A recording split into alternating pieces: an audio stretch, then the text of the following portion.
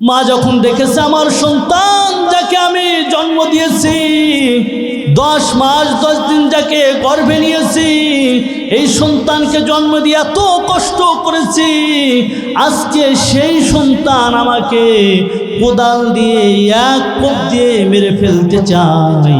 আল্লাহর কাছে একটা চিৎকার দিয়েছে, ওগো আল্লাহ আমাকে বাঁচাও। আল্লাহু আকবার। আল্লাহর কাছে কোনো বদদোয়া করে নাই। এক যুবক ছেলে স্ত্রীর কথা মতন মাকে মাঝে মাঝেই মারত, স্ত্রীর তাও যেন নিজের শখটা মেটে নাই। মাকে বলতেছেন যদি তোমার স্বামীকে বলতেছেন যদি তোমার মাকে বাড়ি থেকে তাড়ায় না দাও তাহলে আমি কিন্তু তোমার সংসার করতে পারবো না। এমন বউ এলাকায় আছে নাকি নাই? আমি কিন্তু পাকিস্তানের ঘটনা বলতেছি, আপনাদের জজিরা কি আছে? আমার তো মনে হয় নাই, কেননা আমরা জানি যে নদীর এপারের লোকজন খুবই তারা নমনীয় এবং নম্র ভদ্র। আমার মা বোনদের দিলটা তো আরো নরম। কথা বলেন ঠিক না ব্যাঠি? ঠিকই তো বললে। তাহলে আপনাদের এলাকায় নাই? যুবক ছেলেকে স্ত্রী বলে দিতেছে তোমার মা যদি এই বাড়িতে থাকে আমি কিন্তু তোমার সংসার করব না। বলে কি করতে হবে? তোমার মাকে এই বাড়ি থেকে তাড়ায় দিবে, নচেত তোমার মাকে একেবারেই মেরে ফেলবে, তাহলে আমি তোমার সংসার করব, না হলে পারবো না। যুবক ছেলে বলে যেই মাটা আমাকে 10 মাস 10 দিন গর্ভে ধরেছেন, যেই মা আমাকে জন্ম দিয়েছেন, এত কষ্ট করে করে আমাকে মানুষ করেছেন, আজকে আমার সেই মাকে আমি কেমনে মারব? স্ত্রী পরামর্শ দিতেছে শোনো, সহজ বুদ্ধি, বাজার থেকে কমলা কিনে আনবা, রাত্রিবেলা মাকে খাওয়াবা, আর তার কাছে বসে বসে বলবা সকালবেলা তুমি যেই কাজ করো সেই কাজের সহযোগিতা করার জন্য, তোমার কাজের সহযোগিতা করার জন্য যখন মাঠের মধ্যে যাবে পিছন দিক থেকে মাকে একটা কোপ দিয়ে মেরে ফেলবে। নাউজুবিল্লাহ। মুসলমান ভাইরা আমার, বন্ধুগণ আমার, আল্লামা তারিক জামিল রহমাতুল্লাহি আলাইহি পাকিস্তানের ঘটনা বলতেছি, চোখে দেখা কিতাবের মধ্যে ঘটনাটা লিখেছেন। আল্লামা তারিক জামিল রহমাতুল্লাহি আলাইহি লেখেন, যুবক ছেলে স্ত্রীর পরামর্শ ক্রমে বাজার থেকে কমলা কিনে এনেছে। রাত্রিবেলায় মায়ের দরজায় সে টোকা দিতেছে, মা দরজা খোলো।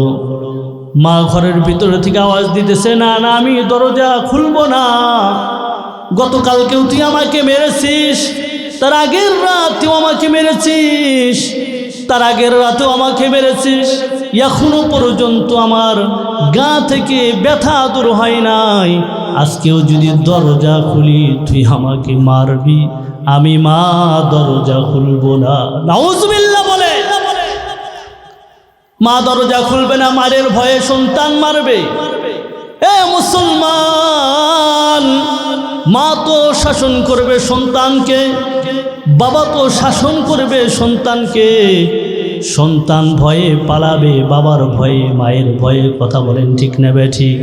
আর মা ভয় পাইতেছে সন্তান মারবে। নাউজুবিল্লাহ। যুবক ছেলে বলতেছে মা বিশ্বাস করো আমি তোমাকে মারবো না, বাজার থেকে কমলা এনেছি তোমাকে খাওয়াবো, মা দরজাটা একবার খুলো, আমি কথা দিতেছি তোমাকে আমি মারবো না। মা বিশ্বাস করেছে। মা বাবা যতই রাগ হোক না কেন, গোসা হোক না, যখন সন্তান যদি একবার মায়ের কাছে নত হয়, মা বাবা বিশ্বাস করে নাকি করে না? মা বিশ্বাস করে দরজা খুলে দিয়েছে। দরজা খোলার পরে দেখতেছে সত্যি সত্যি সন্তানের হাতে কমলার টোপলা। মায়ের মনটা ভরে গেছে যে আমার সন্তান এত পরিবর্তন হলো কেমনে? যে সন্তান গতকালকেও আমাকে মেরেছে বইয়ের কথা মতন, তার আগের রাতেও আমাকে মেরেছে, তার আগের রাতেও আমাকে মেরেছে, আজকে আমার সন্তান এত পরিবর্তন হলো কেমনে? সন্তান কমলা নিয়ে এসেছে হাতে, মায়ের মনটা ভরে গেছে। মা বুঝতেছে আমার সন্তান আজকে আমার সঙ্গে খারাপ ব্যবহার করবে না, আমার জন্য কমলা কিনে এনেছে। মাকে ভালোবেসে এনেছে নাকি ভিতরে পেঁয়াজ আছে?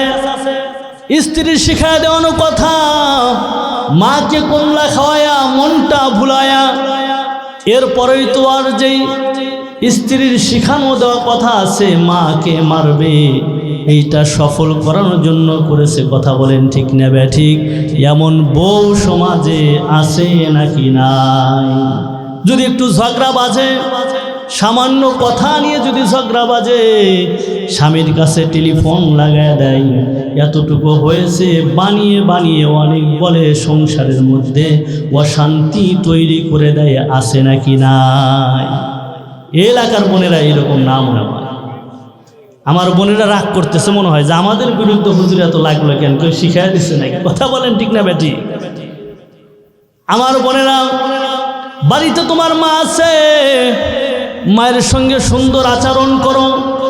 কেন তোমার শাশুড়িকে নিজের মায়ের মতন মনে করতে পারো না? কেন জানি মনে হয় বউ শাশুড়ি এমন যুদ্ধ লাগে। কথা বলেন ঠিক না ব্যাঠিক? যত অশান্তি স্বামী বেচারায় পড়ে। কথা বলেন ঠিক না ব্যাঠিক? মায়ে এক কথা কয়, মারটা মানতে হয়, আবার বই এক কথা কয়, বইয়েরটা মানতে হয়। কথা বলেন ঠিক না ব্যাঠিক? যত অশান্তি আমাদের পুরুষদের। কথা বলেন ঠিক না ব্যাঠিক? আল্লামা তারিক জামিল রহমাতুল্লাহি আলাইহি ঘটনাটা এনেছেন। আমার মায়েদেরকে বলবো, তোমরাও যদি নিজের মেয়েকে বিবাহ দিয়েছো, অন্যের ঘরে সংসার করে ছেলের বউ যখন আসে, এদেরকে যদি নিজের মেয়ের মতন মনে করো, আমার মনে হয় কোনো সংসারে অশান্তি হবে না, হবে না। কথা বলে এরাও তো কম না। ছেলের বউকে সহ্যই করতে পারে না এমন সংসার আছে অনেক। কথা বলেন ঠিক না বেটি? আল্লামা তারিক জামিল রহমাতুল্লাহি আলাইহি ঘটনাটা সুন্দর করে লেখেন। যুবক ছেলে মার পাশে বসে যখন কমলাগুলো ছিলে ছিলে খাওয়াইতেছিল, মা একটা করে কমলা খায় আর বলে, হাই রে, আমার সন্তান এত পরিবর্তন হয়ে গেছে। আল্লাহর কাছে সন্তানের জন্য দোয়া করতেছে। মা তো আর বুঝতেছে না যে আমার সন্তানের দিলের ভিতরে এমন প্যাঁচ লুকায়িত আছে। মা ভাবতেছে আমার সন্তান পরিবর্তন হয়ে গেছে। মা এবার কমলাটা খাওয়ার পরে সন্তান মাকে বলতেছে, মা, আমার তো উপার্জন কম, তেমন উপার্জন আমি করতে পারি না, কেননা আমার বাজারে যাইতে দেরি হয়ে যায়। সকালবেলা ভোরে ঘুম থেকে উঠে যখন আগগুলো বাজতে যায়, একা একা আগগুলো বাজতে বাজতে আমার অনেক দেরি হয়ে যায়, যার কারণে বাজারে যাইতে আমার দেরি হয়ে যায়। আর যারা আছে তারা আগে আগেই নিয়ে যায়, ভালো দামে তারা বিক্রি করে। আমি তো ভালো দামে বিক্রি করতে পারি না, যার কারণে উপার্জন কম, তোমার জন্য ফল ফ্রুটও তেমন আনতে পারি না। মা, তুমি যদি আমার কাজের সহযোগিতা করো, প্রত্যেক দিন সকালবেলা আমার সঙ্গে মাঠে গিয়া যদি আমার আগগুলো বেচে দাও, তাহলে আমার আগগুলো তাড়াতাড়ি বাছা হয়ে যাবে। আমি ভোরে ভোরে বাজারে যাইতে পারবো, ভালো দামে বিক্রি করতে পারবো, আর তোমার জন্য আমি প্রতিদিন ফল ফ্রুট আনতে পারবো। মা বলতেছে, বাবা, তোমার প্রতিদিন ফল ফ্রুট আনতে হবে না। আমি তো মা চাই তোমার উপার্জন ভালো হোক। প্রত্যেক দিন সকালবেলা আমি তোমার সঙ্গে আগ বাছার জন্য যাব, প্রত্যেক দিন আগে আগে আগগুলো বেছে দেব, আর তুমি বাজারে নিয়ে ভালো দামে বিক্রি করবা। এটা আমি মা তোমার জন্য সদা সর্বদা সহযোগিতা করব। সুবহানাল্লাহ। কোনো মা কি চায় যে সন্তান খারাপ চলে? কোনো বাবা কি চায় যে সন্তান খারাপ চলুক? যতই ঝগড়া লাগুক না কেন, যতই বিবাদ লাগুক না কেন, কোনো মা আর বাবাই কিন্তু চায় না আমার সন্তান খারাপ চলুক, ছেলে পেলেকে নিয়ে খারাপ চলুক। এটা কোনো মা আর বাবাই চায় না। কথা বলেন ঠিক না ঠিক? যতই রাগ হোক না কেন, আলাদা খাক না কেন, এরপরেও কোনো মা আর বাবা এটা চাইবে না, চাইবে না। কথা বলেন ঠিক না ঠিক? আল্লামা তারিক জামিল রহমাতুল্লাহি আলাইহি ঘটনাটা লেখেন। মা যখন সন্তান কেমনে বলে দিল, সন্তান চলে গেল, ঘরে শুয়েছে, ঘুমাইছে, মার সারা রাত চোখের ঘুম নাই। আমার ছেলে তো পরিবর্তন হয়ে গেছে, কেননা মার পাশে বসে বসে কমলা খাওয়াইছে। যেই ছেলেটা মাকে মারে, মার উপর জুলুম করে, আজকে সেই ছেলে মায়ের পাশে বসে বসে কমলা খাওয়াইতেছে। মায়ের মনটা ভরে গেছে। সারা রাত্র মা ঘুমাই নাই, কেননা ভোরবেলা গিয়ে সন্তানের সঙ্গে মাঠে কাজ করতে হবে। সকালবেলা যখন হয়ে গেছে ফজর নামাজের পরে সন্তানকে মা ডাকতেছে, বাবা ওঠ, তোর না আগগুলো বেছে দিতে হবে, সকাল সকাল তুই বাজারে যাবি, চল আমি তোর সঙ্গে মাঠে গিয়া কাজ করব।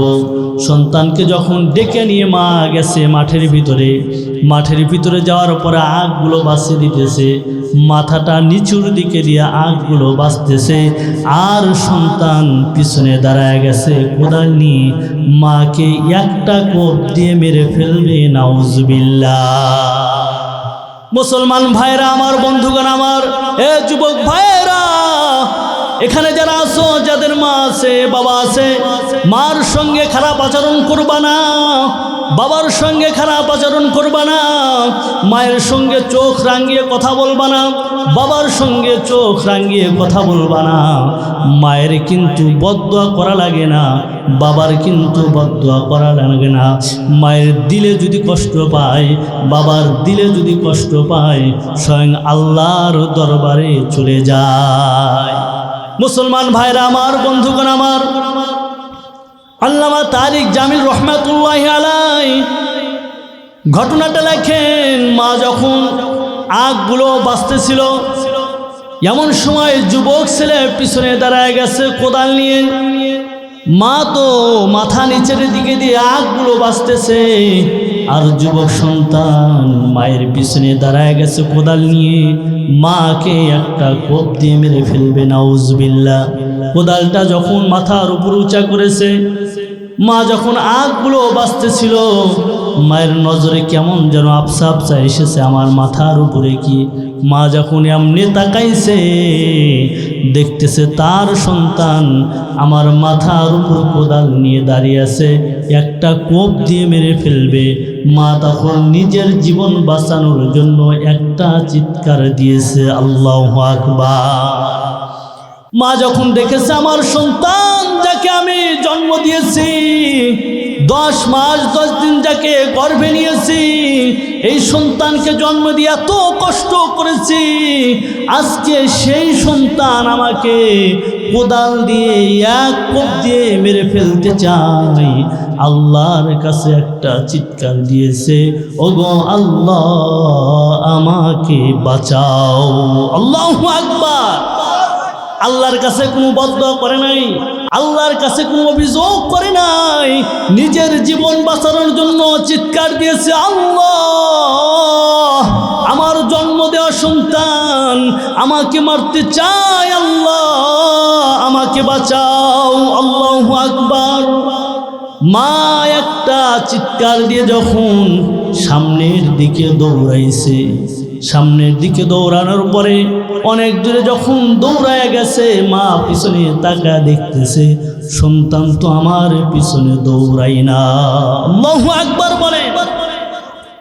একজন মানুষ যদি একজনকে ধাওয়া করে, আগের জন যিনি উনি দৌড়াইছে, পিছনে পিছনে দৌড়ালে তো সে আরো দৌড়াবে, কথা বলেন ঠিক না বেটা? কিন্তু একজন দৌড়াইছে পিছনে, যে উনি দৌড়াইতেছে না, একটু যাওয়ার পরে থেমে যাবে না, যে দৌড়াই না কেন? মায়ের মনে তো দৌড়াইছে, অনেক দূর গেছে, পিছনে সন্তান তো কোদাল নিয়ে দৌড়াইতেছে না, দাঁড়ায় গেছে। মা যখন দাঁড়ায় গেছে, সন্তান দাঁড়ায় আছে, জবান দিয়ে বলতেছে, মা আমাকে বাঁচাও, আমার পুরা শরীর পাথর হয়ে গেছে, আমার হাত পা আমি নাড়াইতে পারতেছি না। আল্লাহু আকবার।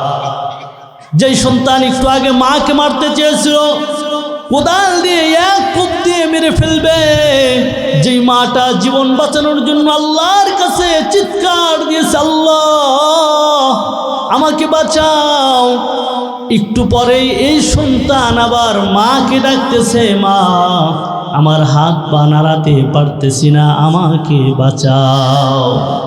মা কিন্তু আল্লাহর কাছে বদদুয়া করে নাই, মা কিন্তু আল্লাহর কাছে অভিযোগ করে নাই, মা শুধু নিজের জীবন বাঁচানোর জন্য চিৎকার দিয়েছে, মাকে মারতে চেয়েছে। মায়ের চিৎকারটা আল্লাহর দরবারে পৌঁছে গেছে। কথা বলেন ঠিক না বেটি? আল্লাহ পাক রব্বুল আলামিন তার উপরে এমন রাগ হয়েছে, এমন গোসা হয়েছে, কোদাল উঁচু করেছে, মাকে একটা কোপ দিয়ে মেরে ফেলবে, কিন্তু কোদালটা নিচু করার সময় আমার আল্লাহ দেয় নাই, ওর পুরা দেহটা পাথর বানায় দিয়েছে। শুধু পাথর বানায় শেষ করে দেয় নাই, মাকে বলতেছে, মা আমাকে বাঁচাও। মুসলমান ভাইরা আমার, বন্ধুগণ আমার, মা আর বাবাটা কত যে দয়ালু। যতই রাগারাগি করেন না কেন মায়ের সঙ্গে, বাবার সঙ্গে যতই রাগারাগি করেন না কেন, যত অভিমান করেন না কেন, সন্তান যদি কোনো সময় মাকে মা বলে ডাক দেয়, বাবাকে বাবা বলে ডাক দেয়, সব অভিমানগুলো ভুলে যায়। কথা বলেন ঠিক না বেঠি? যে সন্তানটা একটু আগে মাকে মারতে চেয়েছিল, মার তো এমন রাগ হওয়া দরকার ছিল যে ওই সন্তান ডাকলেও আর চেহারার দিকেও তাকাইবে না। কথা বলেন ঠিক না ঠিক? কিন্তু সন্তান যখন বলেছে, মা আমার পুরা শরীর পাথর হয়ে গেছে, আমার হাত পা নাড়াতে পারতেছি না, মা আমাকে বাঁচাও, মা একটা মুহূর্ত দেরি করে নাই, আমার সন্তান বিপদে পড়েছে। আল্লাহু আকবার বলেন। বিশ্বাস হয় না আপনাদের? সন্তান যতই রাগারাগি করুক, যুবক ভাইরা আছো, মায়ের সঙ্গে বাবার সঙ্গে যতই রাগারাগি করো না কেন, যখন মা আর বাবাটা শোনে যে আমার সন্তান বিপদে পড়েছে, মা আর বাবাটা সব রাগারাগি দুঃখের কথাগুলো ভুলে যায়। কোনো মা আল্লাহর কাছে মান্যত করে, আল্লাহ আমার সন্তানকে বিপদ থেকে উদ্ধার করো, আমি 20টা রোজা রাখবো, মসজিদে 1000 টাকা দেবো, একটা খাসি কুরবানি দেবো। কথা বলেন ঠিক না ঠিক? বাবাটাও এরকম নিয়ত করে ফেলে, কিন্তু আমরা সন্তানেরা এটা বুঝতে পারি না। কথা বলেন ঠিক না ঠিক?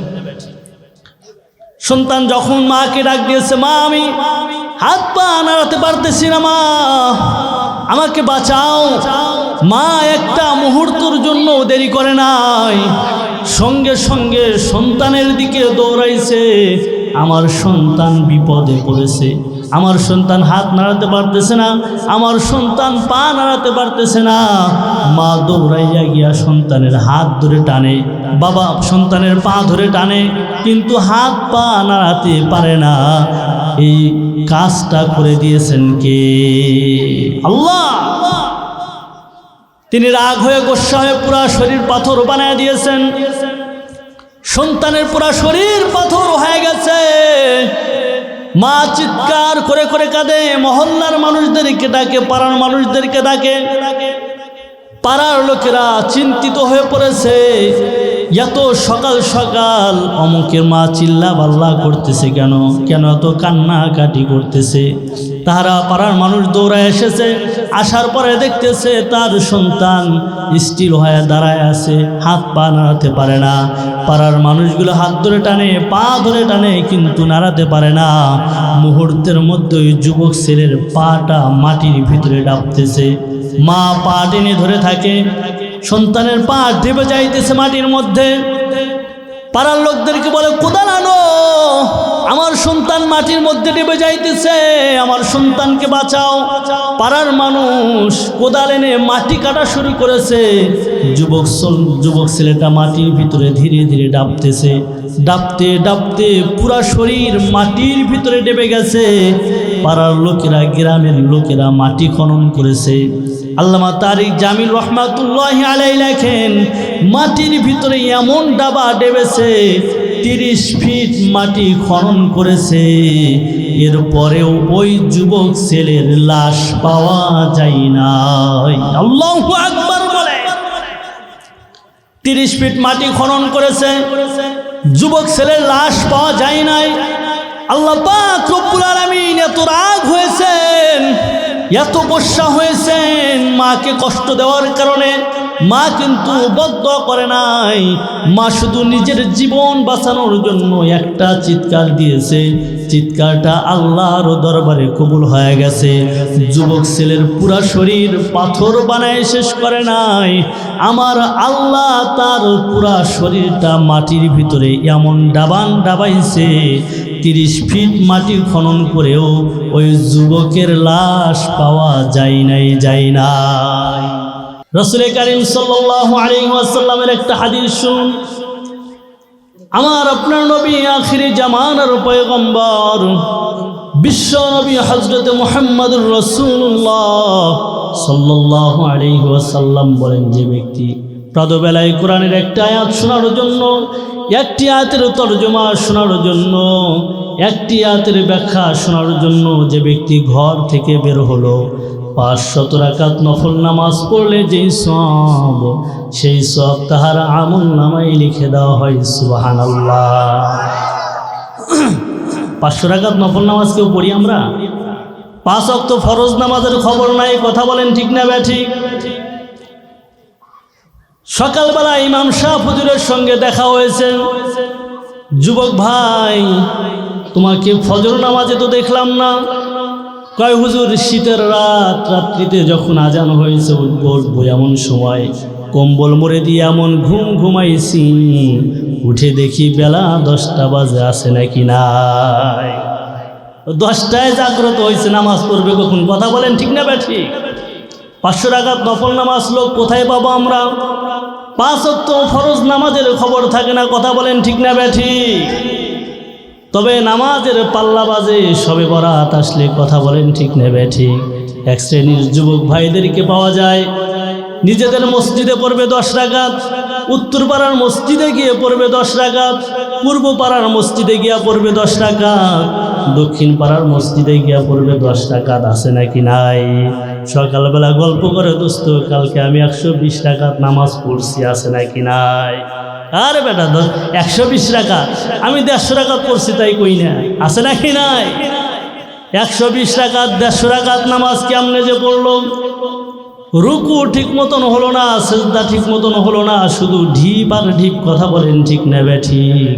এই নামাজটা কি আল্লাহর দরবারে কবুল হলো নাকি হলো না, এই চিন্তার দরকার যুবক ভাইদের পড়ে না। যেই নামাজের রুকু সিজদা ঠিক মতন আদায় হলো না, আল্লাহর ফেরেশতারা সেই নামাজগুলোকে ময়লাযুক্ত কাপড়ের মধ্যে মরায়া সেটা টোপলা বানায় রাখবেন। হাসরের ময়দানে ওই নামাজের মুখের উপর নিক্ষেপ করা হবে, যে তোর নামাজ আল্লাহর দরবারে কবুল হয় নাই, আজকে তোর নামাজ তুই নিয়ে নি। নাউজুবিল্লাহ। লাভ আছে? তাড়াহুড়া করে নামাজ পড়ে কি লাভ আছে?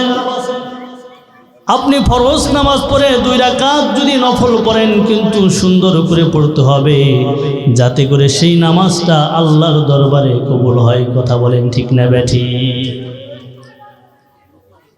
আমি আপনি যে কোরআনের মাহফিলে এসে বসেছি, কোরআনের একটা আয়াত শুনলে, একটা আয়াতের তর্জমা শুনে আল্লাহ রাসূল কি বলেছেন?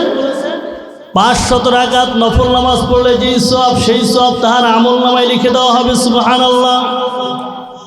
এখানে তো কোরআন হাদিসের আলোচনাই হবে নাকি? গান বাজনা হবে না। আর গান বাজনা যদি হয়তো আমাদেরকে দাওয়াতও দিতেন না, কথা বলেন ঠিক না ব্যাঠি? দাওয়াত দিতেন মমতাজ আপাকে।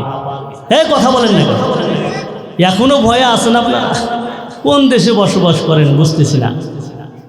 এখন আর কি মমতাজ আপার কথা বলতে ভয় আছে? টাকলা মুরাদের কথা বলতে ভয় আছে? কাউয়া কাদেরের কথা বলতে ভয় আছে? ওই দিন তো আর নাই। কথা বলেন ঠিক না ব্যাঠিক? শুধু ওরা কেন, ইসলামের বিরোধিতা যারাই করবে বাংলার জমিনে এদেরকে ঠাঁই দেওয়া হবে না। আজকে বাউল সরকার, আবুল সরকার আল্লাহকে নিয়ে কটূক্তি করেছে, আল্লাহর কথার কোনো গুয়া মাথা নাই। নাউজুবিল্লাহ। এই সমস্ত জালেমদেরকে ফাঁসির মঞ্চে ঝুলাতে হবে। কথা বলেন ঠিক না ব্যাঠি? আর যারা এদের পক্ষ নেবে বুঝতে হবে যে এদের ভিতরে ওদের রক্ত আছে। কথা বলেন ঠিক না ব্যাঠি? বাংলার জমিনের মুসলমান ঘুমিয়ে আর কতকাল থাকবেন?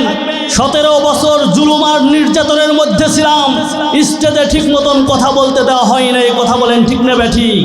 আজও যদি বাংলার জমিনে স্টেজে কথা বলতে বাধা দেওয়া হয়, বাংলার জমিনের মুসলমান বসে থাকবে না, কথা বলেন ঠিক না ব্যাঠিক? সে যেই দলেরই হোক কোনো প্রকার ছাড় হবে না। আমরা এখানে এসেছি কোরআন ও হাদিসের আলোচনা শোনার জন্য, কথা বলেন ঠিক না ব্যাঠিক? গান বাজনা হবে না। আর গান বাজনাও যদি হইতো তাহলে এরকম প্যান্ডেল আরো কয়েকটা লাগতো, কথা বলেন ঠিক না ব্যাঠিক?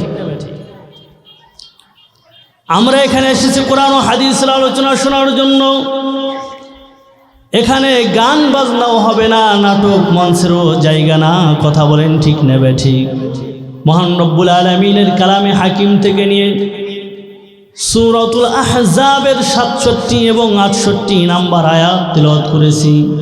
খুবই গুরুত্বপূর্ণ একটা আয়াত, যে আয়াতটা প্রতিটা অভিভাবকের জন্যই দরকার। এখানে আছেন অভিভাবক কারা? দোকানে হাত তোলেন তো। যারা অভিভাবক, পিতা আছেন, বড় ভাই আছেন, চাচা আছেন, দাদা আছেন, হাত নামান। মাশাআল্লাহ, আলহামদুলিল্লাহ। মহান রব্বুল আলামিনের কালামে হাকিম থেকে নিয়ে যে আয়াতটা তেলাওয়াত করেছি, প্রতিটা অভিভাবকের জন্য আয়াতটা খুবই গুরুত্বপূর্ণ বিষয়।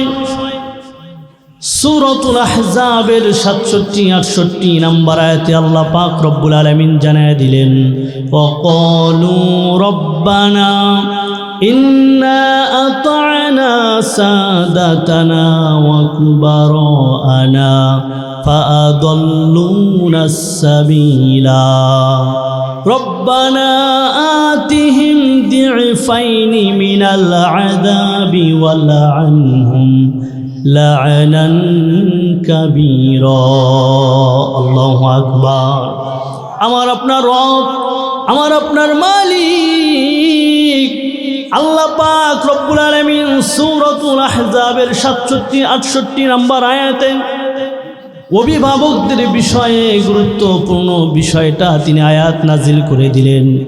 আজকে যারা অভিভাবক আছেন, আপনার সন্তানকে, আপনার ভাতিজাকে, আপনার নাতিকে কোন পথে আপনি প্রদর্শন করেছেন, কাল হাসরের ময়দানে আল্লাহ পাক রব্বুল আলামিনের সামনে আপনাকে দাঁড়াতে হবে কিনা, এই বিষয়টা আমার আপনার জানার দরকার আছে নাকি নাই?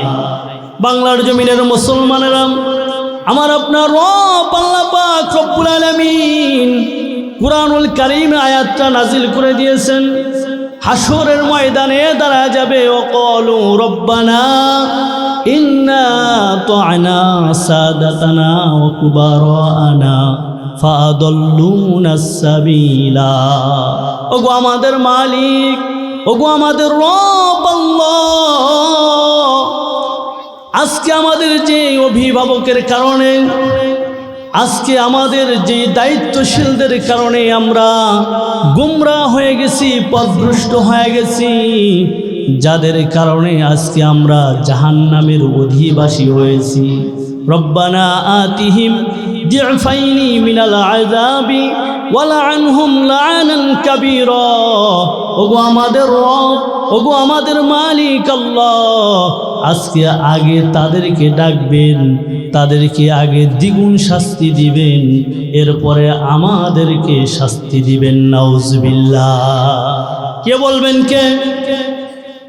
যাদের দায়িত্বে ছিল তারা বলবে, আজকে আমাদের অভিভাবকের কারণে আমরা গুমরাহ হয়ে গেছি, পথভ্রষ্ট হয়ে গেছি, আজকে আমাদেরকে জাহান্নামে পাঠাচ্ছেন, জাহান্নামে দিচ্ছেন, যাদের কারণে জাহান্নামে যাইতেছি, আজকে আগে তাদেরকে ডাকেন, তাদেরকে দ্বিগুণ শাস্তি দিবেন, এরপরে আমাদেরকে শাস্তি দিবে।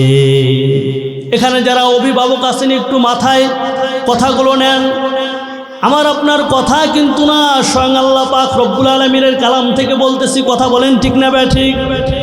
যারা দায়িত্বে আছে, আপনার সন্তানকে, আপনার ভাতিজাকে, আপনার নাতিকে যদি আপনি সৎ পথে না চলান, হাসরের ময়দানে তারা আপনার বিরুদ্ধে দাঁড়ায় যাবে। যারা নেতারা আছে তারাও এদের মধ্যে পড়বে নাকি বাদ যাবে? বাংলার জমিনের যেই নেতাগুলো আজকে দায়িত্বে নেয়, ইউনিয়নের একজন মেম্বার আছে, কথা বলেন ঠিক না ব্যাঠিক? তার ইউনিয়নকে সে কিভাবে পরিচালনা করেছে, হাসরের ময়দানে জবাব দিবে নাকি দিবে না? কথা বলেন। একজন এমপি আছে, একজন মন্ত্রী আছে, দেশের প্রধানমন্ত্রী আছে, হাসরের ময়দানে তাদেরকেও আসামির কাঠগড়ায় দাঁড়াতে হবে। আজকে যদি এই নেতাগুলো বাংলার জমিনে যারাই নেতৃত্ব দেয়, হাসরের ময়দানে যারা দাঁড়াবে, মনে হয় সবগুলাই চালচালে জান্নাতে যাবে। কথা বলেন না কেন? যে অবস্থা, একটা নেতারও নামাজের খবর নাই। কথা বলেন ঠিক না বেঠিক? ওরা জনগণকে কি বুঝাবে? নিজেরই তো খবর নাই। কথা বলেন ঠিক না বেঠিক? আমরা নেতা নেতৃত্ব পরে গেলাম, অভিভাবকের দায়িত্ব যাহারা পালন করেন, আল্লাহ পাক রব্বুল আলামিনের সামনে দাঁড়ায় যাবে আর বলবে, আজকে আমরা আমাদের অভিভাবকের কারণে আমরা পথভ্রষ্ট হয়ে গেছি, গোমরা হয়ে গেছি। আজকে আমাদেরকে জাহান্নামে দিতেছেন, যাদের জন্য জাহান্নামে যাইতেছি, আজকে আগে তাদেরকে ডাক দিবেন, তাদেরকে দ্বিগুণ শাস্তি দিবেন, এরপরে আমাকে দিবে। মুসলমান ভাইরা আমার, বাবাজিগণ আমার, হাসরের ময়দান আল্লাহ পাক রব্বুল আলামিনের কাছে অভিভাবকের বিরুদ্ধে নালিশ যাবে। আজকে এখানে যারা অভিভাবক আছেন, প্রত্যেকেই যদি বুকে হাত দেন, আপনার ছেলেকে আপনি কোরআন পড়ার কথা বলেন কিনা, আপনার সন্তানকে আপনি হাদিস পড়ার কথা বলেন কিনা, আপনার সন্তানকে আপনি নামাজের কথা বলেন কিনা, আপনার সন্তানকে আপনি রোজার কথা বলেন কিনা, আপনার সন্তানকে আপনি সৎ পথের কথা বলেন কিনা, আছে নাকি নাই? আল্লাহ পাক রব্বুল আলামিনের সামনে হাসরের ময়দানে যদি সন্তান অভিযোগ করে, যদি আপনি কথাগুলো তাদেরকে বলে থাকেন, তাহলে বেঁচে যাবেন। আর যদি হাসরের ময়দানে আপনি আপনার সন্তানকে যদি আপনি কোরআন পড়ার কথা না বলে থাকেন, হাদিস পড়ার কথা না বলে থাকেন, নামাজের কথা না বলে থাকেন, রোজার কথা না বলে থাকেন, হাসরের ময়দানে আপনাকে আসামির কাঠগড়ায় দাঁড়াতে হবে। কথা বলেন ঠিক না বেটি? অভিভাবক যারা আছেন, এমন আছে নিজেই নামাজ পড়ে না, সন্তানকে নামাজের কথা কেমনে বলবে? কথা বলেন ঠিক না বেঠিক? জুমার নামাজ পর্যন্ত পড়ে না, এমনও মুসলমান বাংলার জমিনে আছে নাকি নাই? এজন্যে সন্তান যেন হাসরের ময়দানে আল্লাহর কাছে অভিযোগ করতে না পারে। তলাবুল ইলম ফারিদাতুন আলা কুল্লি মুসলিমিন ওয়া মুসলিমাতিন, প্রত্যেক মুসলমান নর এবং নারী তাদের উপরে ইলমে দ্বীন শিক্ষা করা ফরজ। আপনাদের গ্রামে ইলমে দ্বীন শিক্ষা করার একটা সুবর্ণ সুযোগ। কথা বলেন ঠিক না ঠিক? মদিনাতুল উলুম কওমিয়া হাফিজিয়া মাদ্রাসা এই গ্রামের মধ্যে হয়েছে। সুবহানাল্লাহ। যেই গ্রামে মাদ্রাসা প্রতিষ্ঠান আছে, ওই গ্রামে তো আল্লাহর রহমত আর বরকত নাজিল হয় বেশি। সুবহানাল্লাহ। আর আপনার সন্তানদেরকে ইলমে দ্বীন শিক্ষা করানো সহজ। আপনি যদি সন্তানকে ইলমে দ্বীন শিক্ষা করা দুনিয়ার থেকে বিদায় নিতে পারেন, তাহলে হাসরের ময়দানে সন্তান আপনার বিরুদ্ধে অভিযোগ করতে পারবে না। কথা বলেন ঠিক না বেঠি? আজকে বাংলার জমিনে সন্তানকে ইলমে দ্বীন শিক্ষা না দেওয়ার কারণে, সন্তানের ভিতরে কোরআনের জ্ঞান না থাকার কারণে, হাদিসের জ্ঞান না থাকার কারণে সন্তান আজকে ইয়াবাখোর হচ্ছে, সন্তান আজকে গাঁজাখোর হচ্ছে, সন্তান আজকে বিড়িখোর হচ্ছে। কথা বলেন ঠিক না বেঠি? বাংলার জমিনে আমরা প্রতিনিয়ত দেখতে পারি, ফেসবুকে ভিডিও বিভিন্ন সময় দেখতে পারি যে সন্তান মাকে মেরেছে, সন্তান বাবাকে মেরেছে, ইয়াবার টাকার জন্য মাকে খুন করেছে, গাঁজার টাকার জন্য বাবাকে খুন করেছে। কথা বলেন ঠিক না বেঠি? কি জন্যে? যদি আপনি সন্তানকে ইলমে দ্বীন শিক্ষা করাইতেন, সন্তানের দিলের ভিতরে যদি কোরআনের জ্ঞান থাকতো, হাদিসের জ্ঞান থাকতো, আর দিলের মধ্যে ভয় থাকতো যে মা বাবার সঙ্গে কেমনে খারাপ আচরণ করি। কথা বলেন ঠিক না বেঠি? মহান রব্বুল আলামিনের কালামে হাকিম আল্লাহ পাক রব্বুল আলামিন বলেছেন, ওয়া ক্বাদা রাব্বুকা আল্লা তা'বুদু ইল্লা ইয়্যাহু ওয়া বিল ওয়ালিদাইনি ইহসানা ইম্মা ইয়াবলুগান্না ইনদাকাল কিবারা আহাদুহুমা আও কিলাহুমা ফালা তাকুল লাহুমা উফি ওয়ালা তানহারহুমা ওয়া কুল লাহুমা কওলান কারীমা। আল্লাহু আকবার। আমার আপনার রব, আমার আপনার মালিক আল্লাহ পাক রব্বুল আলামিন তার ইবাদতের পরেই মা বাবার সম্মান মর্যাদা ইজ্জত দিয়েছেন। সুবহানাল্লাহ। মা বাবার সঙ্গে সম্মানজনক কথা বলার নির্দেশ দিয়েছেন। মা বাবা যেন আমাদের আখলাকের দ্বারায়, আচরণের দ্বারায়, কথার দ্বারায় উফ শব্দটাও না করে। কে বলেছেন? কে? আমার আপনার রব, আমার আপনার মালিক আল্লাহ পাক রব্বুল আলামিন তার কালামে হাকিমে ইরশাদ করেছেন। অথচ আজকে বাংলার জমিনে প্রতিনিয়ত আমরা দেখতে পারি মায়ের সঙ্গে খারাপ আচরণ করে, বাবার সঙ্গে খারাপ আচরণ করে, মাকে ধমক দেয়, বাবাকে ধমক দেয়, মাকে মেরে ধান ক্ষেতের মধ্যে ফেলে দিয়েছে এমনও ভিডিও আমরা দেখেছি। বাবাকে বিল্ডিংয়ের ছাদে নিয়ে জবাই করেছে এমনও ভিডিও আমরা দেখেছি। যে সন্তান মায়ের গায়ে হাত তোলে ওইটা কি সুসন্তান হতে পারে? ওটা কি কুসন্তান? ওর উপর আল্লাহ কি খুশি হবে? রাসূল কারীম সাল্লাল্লাহু আলাইহি ওয়াসাল্লামের হাদিস, হুমা জান্নাতুকা হুমা নারুকা, যেই ব্যক্তির উপর পিতামাতা রাজি এবং খুশি আছে ওর জন্য আল্লাহ জান্নাত অবধারিত করে রেখে দিয়েছেন। সুবহানাল্লাহ। আর যার উপরে পিতামাতা নারাজ, অসন্তুষ্ট, তার জন্য জাহান্নাম অবধারিত করে রেখে দিয়েছেন। এজন্য আমাকে আল্লাহর কোরআন বুঝতে হবে, রাসূলের হাদিস বুঝতে হবে। যদি আল্লাহর কোরআন বুঝতে পারি, রাসূলের হাদিস বুঝতে পারি, তাহলেই আমরা পিতামাতার সঙ্গে সদাচরণ করতে পারবো। কথা বলেন ঠিক না বেঠিক? পিতামাতার সঙ্গে খারাপ আচরণ করলে দুনিয়াতেও ধ্বংস, আখিরাতেও ধ্বংস।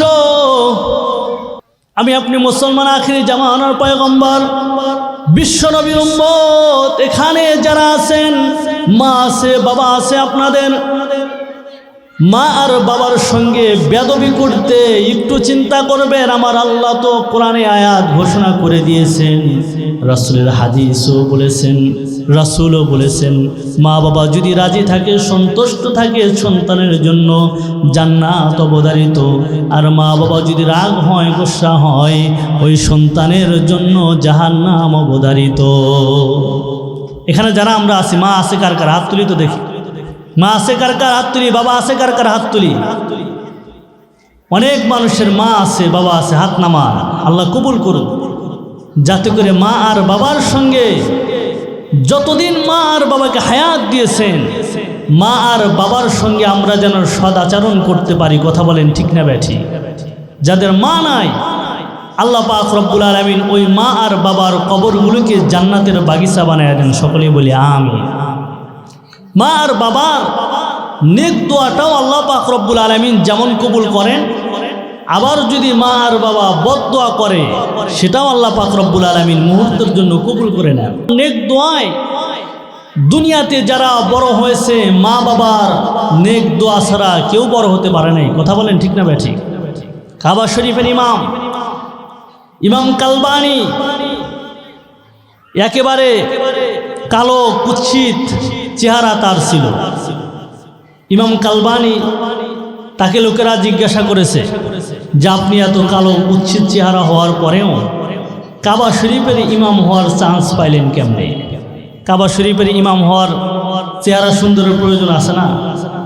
তো লোকেরা জিজ্ঞাসা করেছে। আমার যুবক ভাইরা যদি আপনারা নেটে সার্চ দেন, ইমাম কালবানি লিখে দেখবেন যে আসবেন। উনি একেবারে কালা কুৎসিত একজন লোক। ইমাম কালবানি বলেন যে আমি আমার মায়ের দোয়ার বরকত আমি হয়েছি। সুবহানাল্লাহ। ইমাম কালবানি তার যোগ্যতার কারণে তিনি কাবা শরীফের ইমাম হওয়ার চান্স পায় নাই, মায়ের নেক দোয়ার বরকতে তিনি কাবা শরীফের ইমাম হয়েছেন। সুবহানাল্লাহ। মুসলমান ভাইরা আমার, বন্ধুরা আমার, ইমাম কালবানি তিনি বলেন আমি ছোট্টবেলায় এত দুষ্ট ছিলাম, এত পাজি ছিলাম, আমি যখন মায়ের সঙ্গে দুষ্টামি করতাম আমার মা লাঠি নিয়ে আমাকে ধাওয়া করত। এই রীতি এখনো আছে নাকি নাই? সন্তান যখন দুষ্টামি করে আমার মায়েরা লাঠি নিয়ে ধাওয়া করে নাকি করে না? বাচ্চাদেরকে লাঠি নিয়ে ধাওয়া। ইমাম কালবানি বলেন, আমি ছোট্টবেলায় যখন দুষ্টামি করতাম, আমার মা লাঠি নিয়ে পিছনে পিছনে আমাকে ধাওয়া করত। এমন রাগ যে মা যদি আমাকে একবার ধরতে পারতো তাহলে যেন আমাকে শেষ করে ফেলে দিবে। কথা বলেন ঠিক না ব্যাঠি?